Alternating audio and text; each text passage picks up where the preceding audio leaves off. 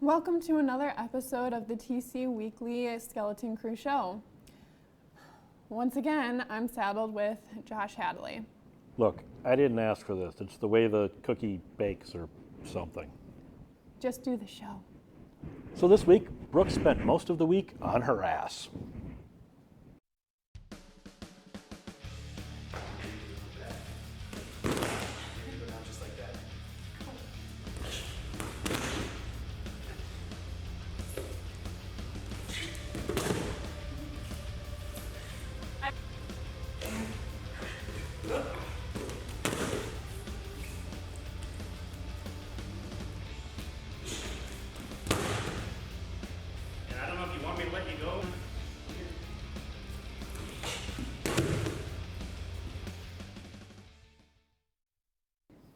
You son of a... You asked for this. Zap. You know I heard you say zap, right? Just wait. For now, let's watch my real Muay Thai madness.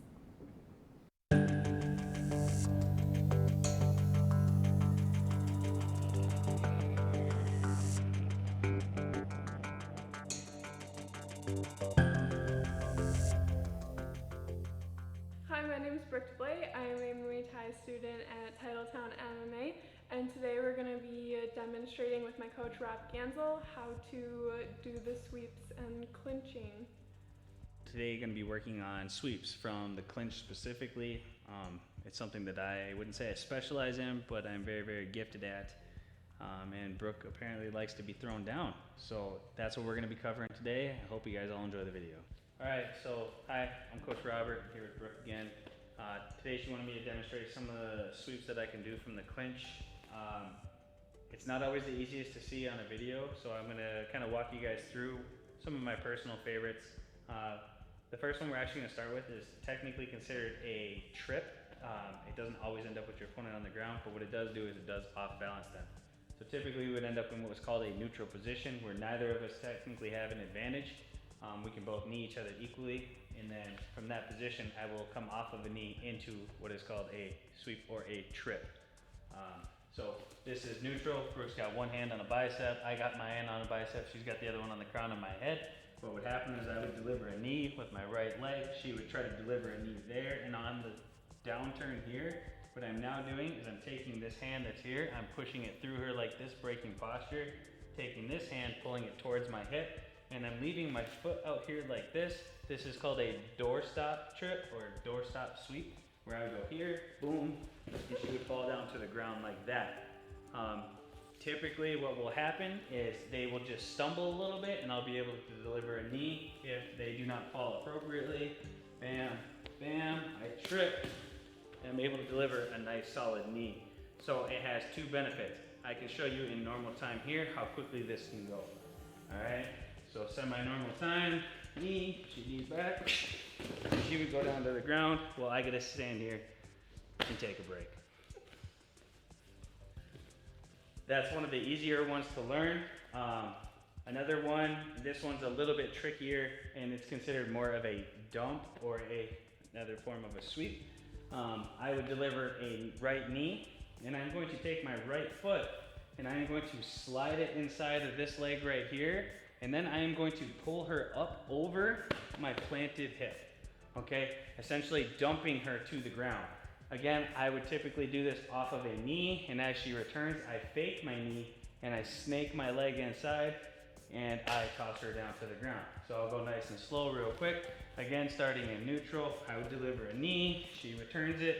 As you can see, my knee comes up, and as opposed to kneeing her, I will take my foot, I'll kind of do this like little hook thing, and I'm stepping through, getting super deep. Kind of sometimes I'll take my hands off like this, and I'm just going to steer her up over my body, boom, and she will go flopping onto the ground. I will go again, do it slowly, and then I'll go in normal time. All right, Again, neutral position, hit my knee, she knees, up, snaking through nice and slow, getting as deep as I can, pointing my foot out here. I don't know if you can see that, but my knee out, bumping the leg, steering up, and over and onto the ground. And now we'll do one in normal time, and hopefully you get to watch your friend go up and over. Okay, so here we are, boom, boom, and down she goes. And it can be exhausting if you land flat on your back. And again, I get to stand here looking cool while she has to sit on the ground. So another good one, and this one is probably the easiest dump for beginners to learn, comes from the double underhooks. What I am typically in the clinch, I like to have my hands snaked into the armpit, but for whatever reason, if I end up with my arms up underneath like this, I want to kind of come into a gable grip here, locking my gloves in place. And then from here, I want to get nice and wide, like this. And what I'm going to do is I'm going to shift my weight out while pushing her torso this way. And then I'm going to drive my knee through, pulling her up over my knee, and she is going to fall to the side, okay? When you're doing this with a friend, be cautious. If you do this perfectly, a lot of times they can land on their head. A good chunk of the time, they just land on their shoulder or their back, which is what you hope for a friend. So that's what we're going to do today. We go to engage in the clinch. For whatever reason, I end up down here. I'm going to drive my hips in. I'm getting nice and tall. I'm bridging her up. By doing this, here I'm on the lower part of the spine, and I'm pulling her up, kind of like you're hugging your best friend trying to crack their back, right? And she'll be up on her toes, so she's very off balance. It's very easy to take both legs now. I can either sweep with the straight leg, but most of the time I will go with the knee. So I'm going to straighten her up. I'm going to drop my hips out. And then now that I'm dropped out, she starts losing her balance. I drive up, she would go down. Typically, I don't help my friends to the ground. They kind of free fall. But because we're demonstrating, I'll let her go on the real one, okay? So here we are again, for whatever reason, we're here. I end up down here. I stand her up. I'm hugging her like my best friend. I drop my hips. Now when I drop my hips, I'm directly in front of her here. And I'm dropping like this. And I'm trying to get this hand almost over here so that I can actually pull her rib cage open. So I'd be trying to grab onto her rib cage and I'd be pulling her open like that, which exposes her back, and it really allows me to throw her. So here we are. I end up down here again. I stand her up, drop my hips, bump her, and down she would typically go. In normal time, here she goes. Again, I hope you're enjoying watching your friend get thrown around. All right, we engage. We're here, we're fighting. I get where I want, I'm here. And as you can see, that is not a pleasant ride. Brooke is a champ though, and she takes them pretty good. You know I can see you, right? Who are you talking to? All right, let's watch Bag of Bones. Will you go away?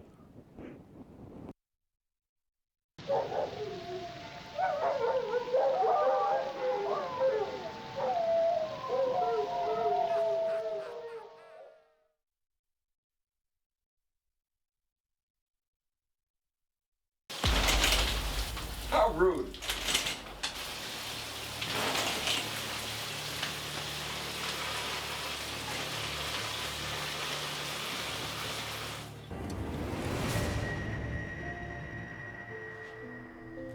There's nobody there, Johnny. I swear, he was just there. I'm gonna recommend that you get some rest. I'm gonna be scheduling you a psych eval and faxing you over some medications to help you sleep.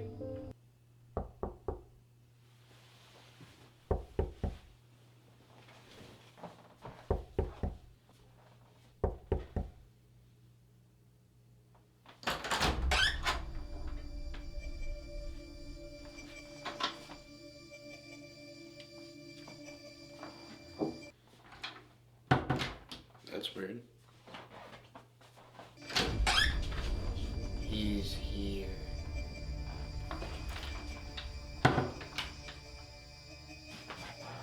That's it, I'm out of here.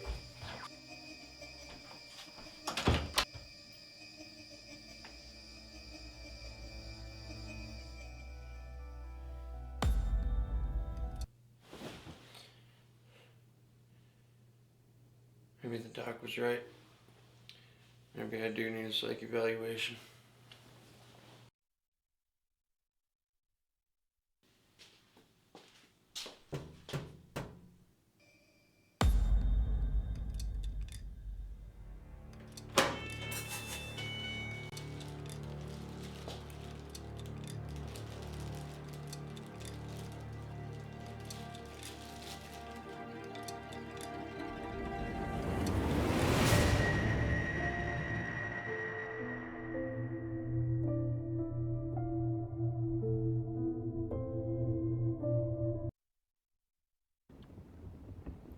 So, Josh, how are you feeling? Pancake is in the fourth moon. Window snares. Dinosaur light. I'm scared of toasters. Now to our lovely Rose and her word on the street. Snidelanger.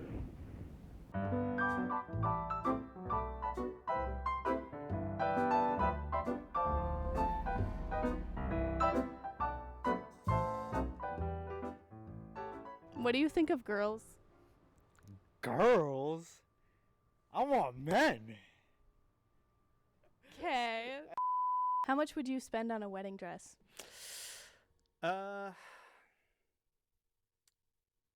Wait, for me or for the girl?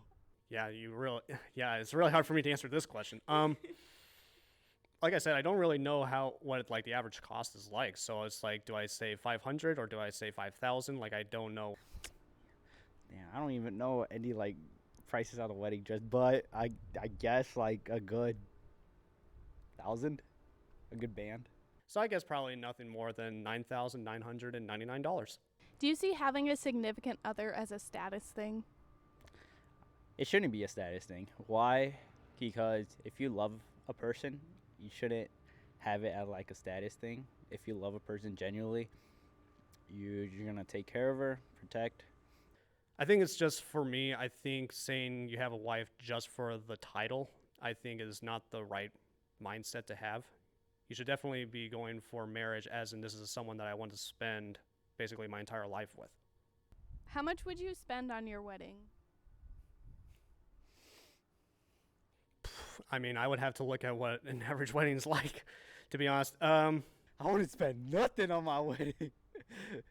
Because I'll take that wedding money and use it for actual good. I'll use it on my honeymoon. So I could be able to have enough money for whatever we're going to do in our honeymoon. I guess if I could just imagine my own, it probably wouldn't be something like super extravagant. So I honestly can't give you an answer as far as like a money. But I think just as far as like size and all that stuff, I see my own just being like just like your normal sized wedding and all that stuff. Nothing really super extravagant. Courthouse wedding? Nobody there? Nah, it could be like a little tiny wedding. Not a big one though. I don't want no dramatic wedding. And the people that might be at your wedding might hate you in the future. So you never know. Never know who you can invite. You never know who's fake. Cool.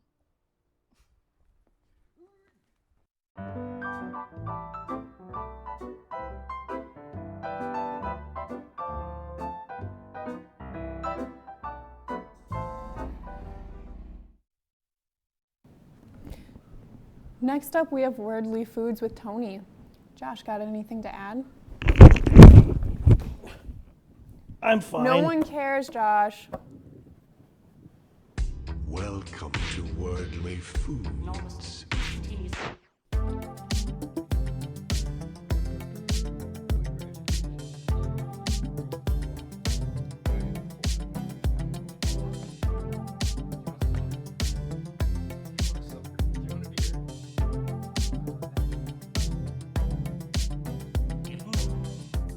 It needs tequila.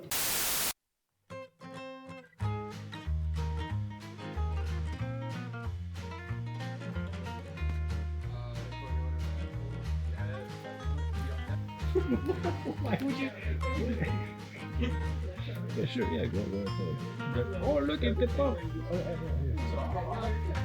Make up your mind. Hey, here I am.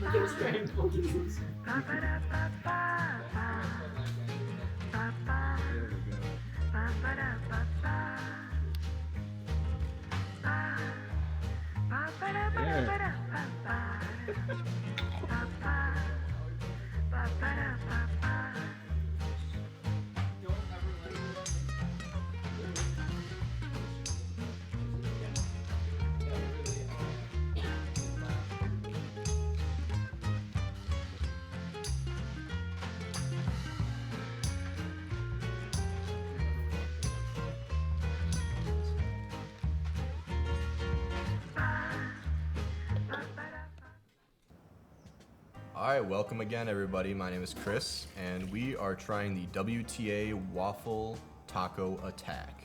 And it doesn't look too bad this week. I'm Delaney, and this is gonna be a fun one. Alright, so 2 of them have sour cream, 2 of them have cream cheese. We got a pickle in the middle on top of a nice Eggo waffle, crisply cooked in the toaster, and a little bit of taco seasoning on top flaked over there. So let's dig right into these. I'm kind of hopeful about these. I don't think these will be too bad. I think this one is cream cheese, I believe.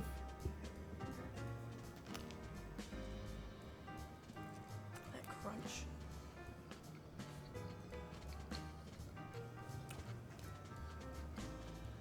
It's really not bad. I think I'm gonna finish the entire thing. I believe this one's also cream cheese. Mm-hmm. Yeah.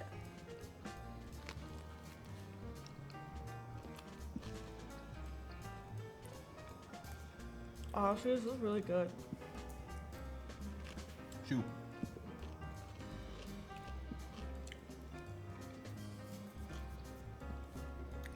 That is a hit right there. I think that's really good. I read about 8.2 out of 10. I would agree. Very good. Definitely the best item so far. This fly agrees. He wants some of it. I don't know. Armadillo, you think you'd like this too? I mean, I'm a huge fan. I'd eat it again for sure. Haas Hogan. This is delicious, and you better agree with me.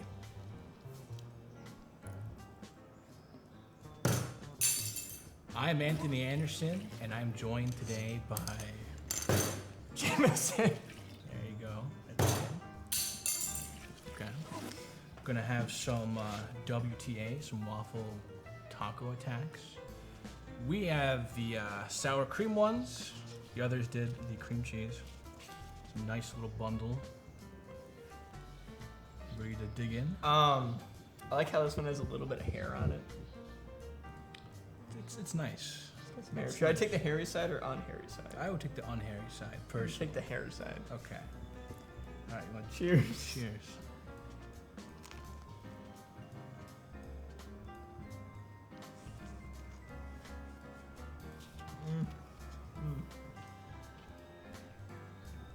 Getting over the texture, it's not bad.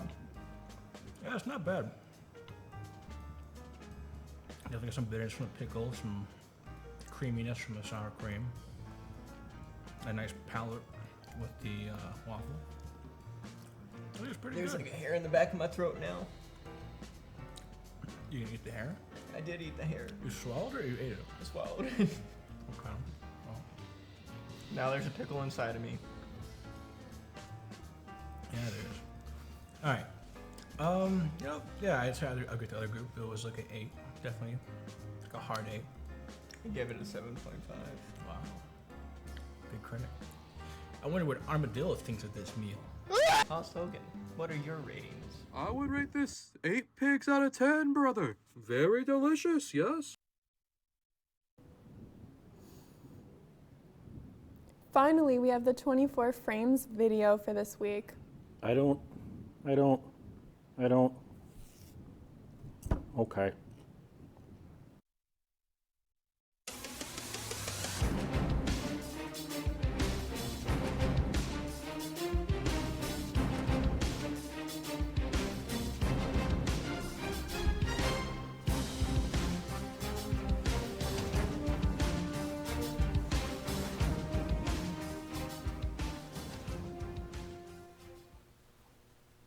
So the rings of power are upon us. More wokeness, more diversity. Let me rephrase that. More forced diversity. Anyone who knows anything about Tolkien knows that there are black elves, there are other races in Middle-earth, but they are not anywhere near where this is supposed to be taking place. And this being a prequel, those races haven't been discovered yet. So this is just more forced diversity, and of course it's just bombing with the critics. Leaving all the diversity stuff aside, it's boring. Oh my God, is this show boring? Now, maybe it'll get better. I don't know. But even leaving aside the forced diversity, even leaving aside the wokeness of it, this is what happens when you assign something that is lore driven, something that has an international fan base, and you give it to activists. This show cost $1 billion with a B, dollars. And you can't really tell. It's so flat, it's so bland. Even if it wasn't for the woke angle, even if it wasn't for the forced diversity, this is not a good show so far. Sure, we're only a couple episodes in. Maybe it gets really, really good. We all know it's not going to get really, really good. But maybe it does. Who knows? But it looks like they could learn a lesson from Netflix's Sandman. Because Sandman had forced diversity. Death, who is supposed to be a literal albino, is played by a black woman. And you know what? She's pretty good in the part. So that's a problem when it comes to Lord of the Rings, Rings of Power. These people aren't very good in their roles. And you people out there who are just lauding this for how diverse it is and how much representation there is, you're the problem, and you're destroying Hollywood. At least we don't have to see Batgirl, though.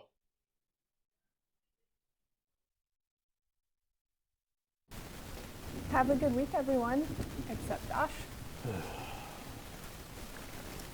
Let's get the hell out of here!